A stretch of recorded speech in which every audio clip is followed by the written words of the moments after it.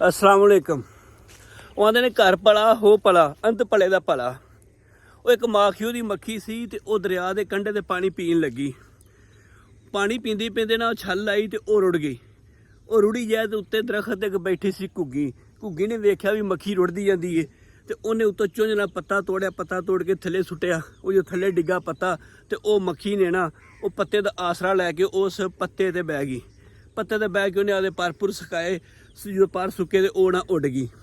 ਅੱਛਾ, ਕੁਛ ਦਿਨ ਲੰਘੇ, ਉਸੇ ਜਗ੍ਹਾ ਤੇ ਨਾ ਇੱਕ ਸ਼ਿਕਾਰੀ ਆਇਆ। ਉਹ ਸ਼ਿਕਾਰੀ ਨੇ ਵੇਖਿਆ ਵੀ ਜਿਹੜੀ ਘੁੱਗੀ ਹੈ ਨਾ ਉਹ ਬੈਠੀ ਹੈ। ਉਹਨੇ ਘੁੱਗੀ ਦਾ ਨਿਸ਼ਾਨਾ ਲਿਆ। ਘੁੱਗੀ ਨੂੰ ਮਾਰਨ ਹੀ ਲੱਗਾ ਸੀ ਕਿ ਮੱਖੀ ਨੇ ਵੇਖ ਲਿਆ। ਮੱਖੀ ਨੇ ਜਾ ਕੇ ਉਹਦੇ ਹੱਥ ਤੇ ਨਾ ਡੰਗ ਵੱਢਿਆ। ਉਹ ਡੰਗ ਜਦੋਂ ਵੱਢਿਆ ਉਹਦਾ ਜਿਹੜਾ ਨਿਸ਼ਾਨਾ ਸੀ ਉਹ ਚੁੱਕ ਗਿਆ ਤੇ ਉਹ ਸਾਈਡ ਤੋਂ ਲੰਘ ਗਿਆ ਨਿਸ਼ਾਨਾ ਤੇ ਉਹ ਘੁੱਗੀ ਉੱਡ ਗਈ। ਉਹ ਜਦੋਂ ਘੁੱਗੀ ਨੇ ਵੇਖਿਆ ਨਾ ਕਿ ਮੱਖੀ ਨੇ ਡੰਗ ਮਾਰਿਆ ਤੇ ਮੇਰੀ ਜਾਨ ਬਚ ਗਈ ਹੈ, ਉਹਨੇ ਬਾਅਦ ਚ ਮੱਖੀ ਦੇ ਕੋਲ ਆਈ ਤੇ ਉਹਨੂੰ ਉਹਦੀ ਮਿਹਰਬਾਨੀ, ਉਹਨੇ ਕਿ ਤੇਰੀ ਬੜੀ ਮਿਹਰਬਾਨੀ, ਤੂੰ ਮੇਰੀ ਜਾਨ ਬਚਾਈ ਹੈ। ਤੇ ਮੱਖੀ ਅਗਵਾਂਦੀ ਵੀ ਮਿਹਰਬਾਨੀ ਲਈ ਕਿਹੜੀ ਗੱਲ ਹੈ, ਕੱਲ ਮੇਰੇ ਤੇ ਔਖਾ ਟਾਈਮ ਸੀ ਤੇ ਤੂੰ ਮੇਰੀ ਜਾਨ ਬਚਾਈ ਹੈ, ਅੱਜ ਤੇਰੇ ਤੇ ਮੈਂ ਤੇਰੀ ਬਚਾ ਲਈ। ਅੱਛਾ, ਉਹ ਗੱਲ ਸੁਣਨ ਦਾ ਮਕਸਦ ਇਹ ਹੈ ਕਿ ਕਈ ਲੋਕ ਇੱਥੇ ਦੱਸਾਂ ਕੀ ਕਹਿੰਦੇ ਨੇ, ਉਹ ਆਂਦੇ ਨੇ ਭਾਈ ਭਲੇ ਦਾ ਜ਼ਮਾਨਾ ਹੀ ਨਹੀਂ, ਤੁਸੀਂ ਕਿਸੇ ਨਾਲ ਭਲਾ ਕਰੋਗੇ ਤਾਂ ਤੁਹਾਡੇ ਨਾਲ ਕੋਈ ਭਲਾ ਕਰੇਗਾ ਨਾ। ਤੇ ਜੇ ਅਸੀਂ ਇਹੀ ਸੋਚੀਏ ਕਿ ਭਲੇ ਦਾ ਜ਼ਮਾਨਾ ਨਹੀਂ, ਅਸੀਂ ਕਿਸੇ ਭਲਾ ਕਰਨਾ ਹੀ ਨਹੀਂ ਹੈਗਾ, ਤੇ ਫਿਰ ਜਦੋਂ ਭਲਾ ਕਰਨਾ ਹੀ ਨਹੀਂ ਤੇ ਫਿਰ ਸਾਡੇ ਨਾਲ ਭਲਾ ਕਿਹਨੇ ਕਰਨਾ ਹੈ। ਕਿਸੇ ਨਾਲ ਚੰਗਾ ਕਰੋਗੇ ਤਾਂ ਲੋਕ ਤੁਹਾਡੇ ਨਾਲ ਚੰਗਾ ਕਰਨਗੇ।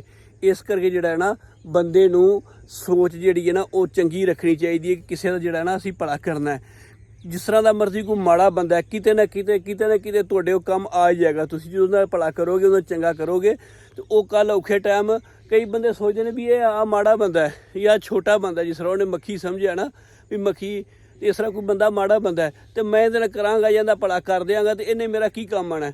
ਕਦੀ ਬੰਦਾ ਕਿਸੇ ਟਾਈਮ ਬੰਦਾ ਐਸਾ ਫਸਦਾ ਹੈ ਕਿ ਉਹ ਜਿਹੜਾ ਮਾੜਾ ਬੰਦਾ ਨਾ ਉਹ ਤੁਹਾਡੇ ਐਸੇ ਕੰਮ ਆਉਂਦਾ ਕਿ ਬੰਦੇ ਦੇ ਵਹਿਮੋ ਖਿਆਲ 'ਚ ਵੀ ਨਹੀਂ ਹੁੰਦਾ।